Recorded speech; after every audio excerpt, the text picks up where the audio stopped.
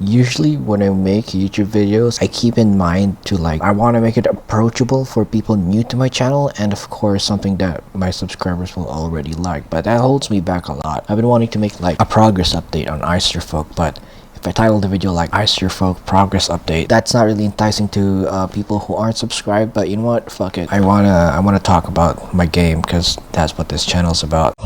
These past 6 weeks, I've been working on Act 2. I already showed the outline of Act 2, like how many sub areas it will have, like 1, 2, 3, 4, 5, 6, 7, 8, 9. So there's gonna be 9 sub areas for Act 2. I'm gonna be showing you guys my current progress on them. Of course, there's Act 2. Area 2A is, when I say 2A, I'm talking about this, and 2B will be this. For Act 2A, you're gonna see Eistofolk and Harloo a lot. I guess Harloo on the start, you'll see a lot more in Eistofolk on the start, a lot more. And then 2B is going to be, you're gonna see him a lot. Hatso, you're gonna see Hatso a lot. You start with the Hibino alley, which will introduce flip panels and stuff, which is in the previous versions, you've already seen it, where there's gravity reversal. When you run on top of these, you will flip.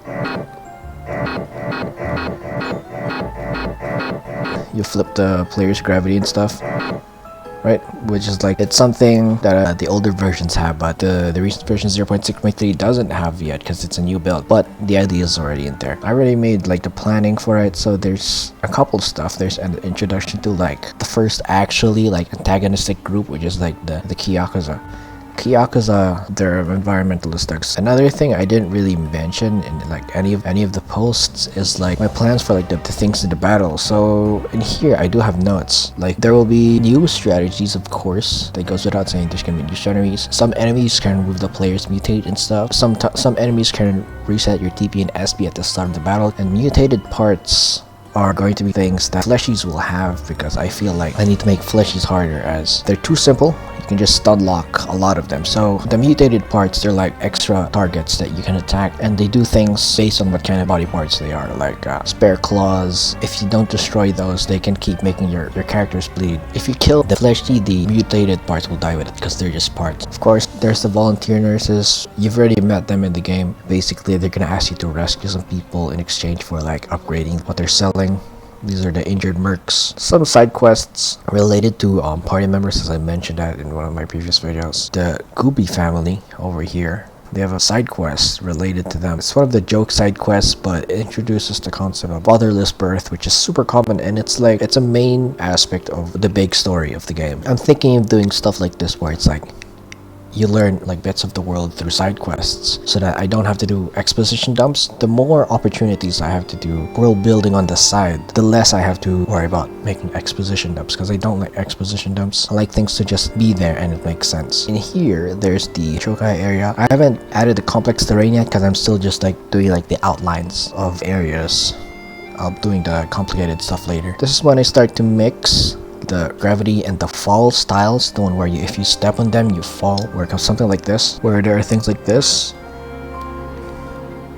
You go here, let's see, you accidentally go here, you want to see that you can enter here, but that's the incorrect way to go there.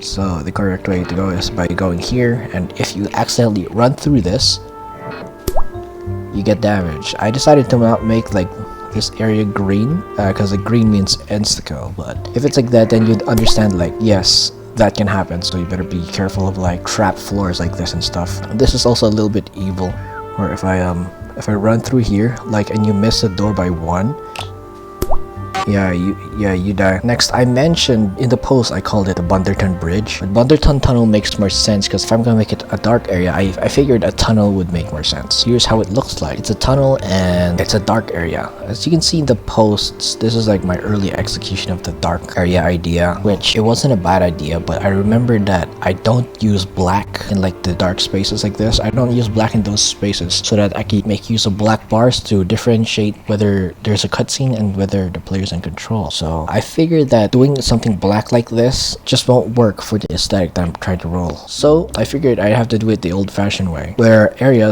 dark areas will have a ring of light around you and stuff. Honestly, this is my first time executing this type of lighting in any game, so this is a new experience for me. There's also those fake floors.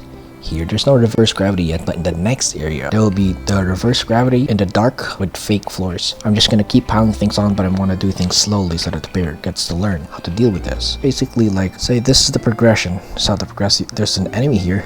Like, let's say you're running and you accidentally, oh shit. So you're gonna stumble into them. I didn't event the battle yet, so it's just there. Censor the dick. They don't want to shut it in YouTube. Also, you can see that there's something down there, so you want to go down and you see this. In the trial, the Kiso trial, the first place where the fake floors were introduced, I showed this, right? Fake floor. If there's a difference, like you can see there's no this, and for fake floors, it's only lines. Since the tiling is a little different, I figured I would put a note, like maybe like right here to show them, because as you can see, like the tiles are a little different. So in case somebody says that the trap tiles are like, we didn't remind them, or they didn't think there would be a trap tile here, and since this is a new area, there would be a safety net, but there is no safety net. I figured I don't want a safety net for the trap tiles because to keep the player on their toes. So if they like, and they go down. So yeah, you drop down here, you progress, up, up, up, up. There's an enemy again. You go down, there's a trap tile here. Also, the way I designed this is that, you see that, right? You can't see the area, you can't see that there's a platform here. So how I solved that is that you could check for the area, like you can see like underneath, so that yes, there is an area here that you can land on. So yeah, you could safely land down here. You progress, beep boop beep boop.